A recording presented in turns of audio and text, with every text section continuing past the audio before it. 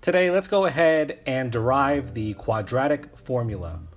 Probably one of the most quintessential formulas you'll be using in your math classes.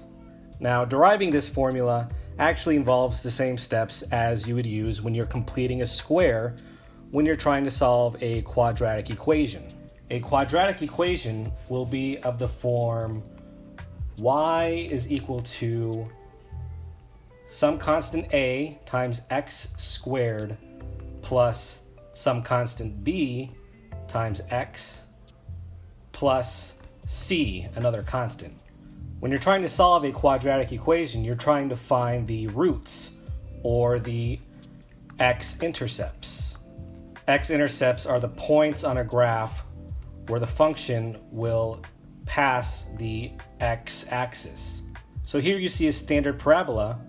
Its equation is a quadratic equation. So to find these x-intercepts, we have to let y equal 0. That means we have our whole equation here set to 0. So now we're going to use the steps for completing a square to derive the quadratic formula. So we're going to start out here with the general form for a quadratic equation where a, b, and c are all real numbers and a cannot be 0. First, let's move the c constant to the right side of the equation by subtracting c from both sides. Next, we're going to divide the entire equation by the coefficient with the x squared term. Next, we're going to take the coefficient of the linear term x here, and we're going to divide it by 2 and raise it to the second power. We're just going to do that with the coefficient. We're going to leave the x alone. Now this is going to turn into b over 2a squared, or b squared over 4a squared. So now we're going to take this and we're going to add it to both sides of the equation. So now we're left with this. So now let's simplify the right side of the equation. Let's multiply minus c over a by 4a over 4a, and then we have plus b squared over 4a squared, and that's going to give us negative 4ac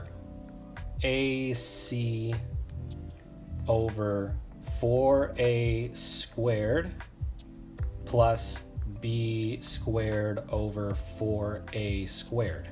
Simplify that further and we get b squared minus 4ac over 4a squared. So this is what we're left with now.